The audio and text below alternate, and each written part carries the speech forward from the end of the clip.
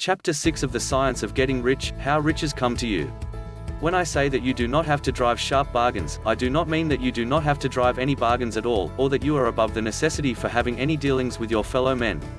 I mean that you will not need to deal with them unfairly. You do not have to get something for nothing, but can give to every man more than you take from him. You cannot give every man more in cash market value than you take from him, but you can give him more in use value than the cash value of the thing you take from him. The paper, ink, and other material in this book may not be worth the money you paid for it, but if the ideas suggested by it bring you thousands of dollars, you have not been wronged by those who sold it to you. They have given you a great use value for a small cash value. Let us suppose that I own a picture by one of the great artists, which, in any civilized community, is worth thousands of dollars. I take it to Baffin Bay, and by salesmanship, induce an Eskimo to give a bundle of furs worth $500 for it. I have really wronged him, for he has no use for the picture, it has no use value to him, it will not add to his life. But suppose I give him a gun worth $50 for his furs, then he has made a good bargain. He has use for the gun, it will get him many more furs and much food, it will add to his life in every way, it will make him rich. When you rise from the competitive to the creative plane, you can scan your business transactions very strictly, and if you are selling any man anything which does not add more to his life than the thing he gives you in exchange, you can afford to stop it. You do not have to beat anybody in business. And if you are in a business which does beat people, get out of it at once. Give every man more in use value than you take from him in cash value, then you are adding to the life of the world by every business transaction.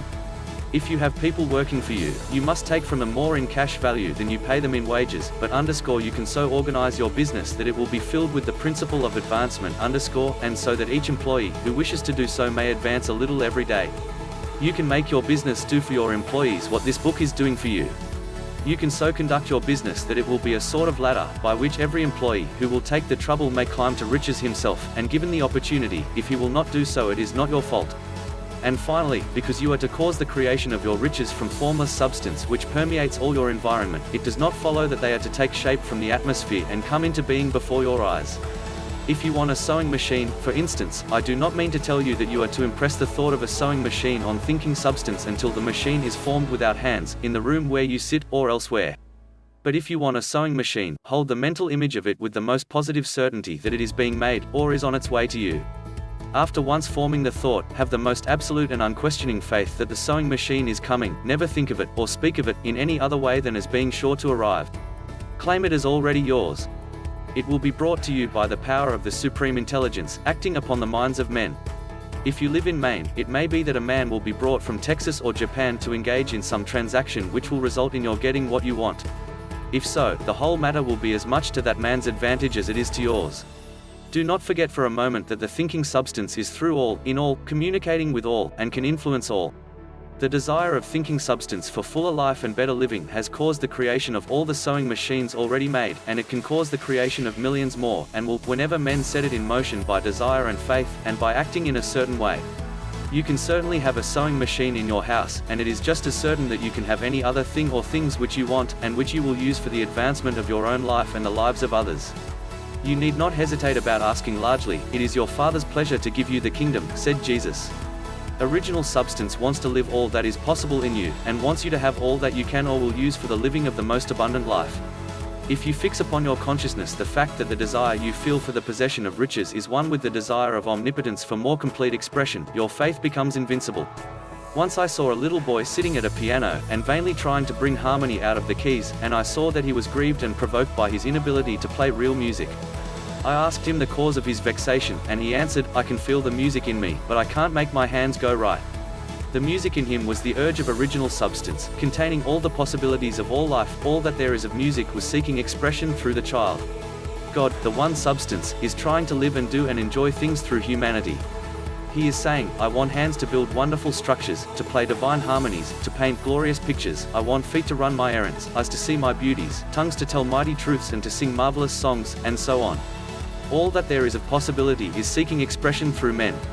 God wants those who can play music to have pianos and every other instrument, and to have the means to cultivate their talents to the fullest extent. He wants those who can appreciate beauty to be able to surround themselves with beautiful things. He wants those who can discern truth to have every opportunity to travel and observe. He wants those who can appreciate dress to be beautifully clothed, and those who can appreciate good food to be luxuriously fed. He wants all these things because it is himself that enjoys and appreciates them. It is God who wants to play, and sing, and enjoy beauty, and proclaim truth, and wear fine clothes, and eat good foods. It is God that worketh in you to will and to do, said Paul. The desire you feel for riches is the infinite, seeking to express himself in you as he sought to find expression in the little boy at the piano. So you need not hesitate to ask largely. Your part is to focalize and express the desires of God. This is a difficult point with most people. They retain something of the old idea that poverty and self-sacrifice are pleasing to God. They look upon poverty as a part of the plan, a necessity of nature. They have the idea that God has finished his work, and made all that he can make, and that the majority of men must stay poor because there is not enough to go around. They hold to so much of this erroneous thought that they feel ashamed to ask for wealth. They try not to want more than a very modest competence, just enough to make them fairly comfortable. I recall now the case of one student who was told that he must get in mind a clear picture of the things he desired, so that the creative thought of them might be impressed on formless substance.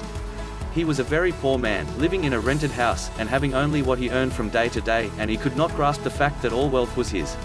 So, after thinking the matter over, he decided that he might reasonably ask for a new rug for the floor of his best room, and an anthracite coal stove to heat the house during the cold weather.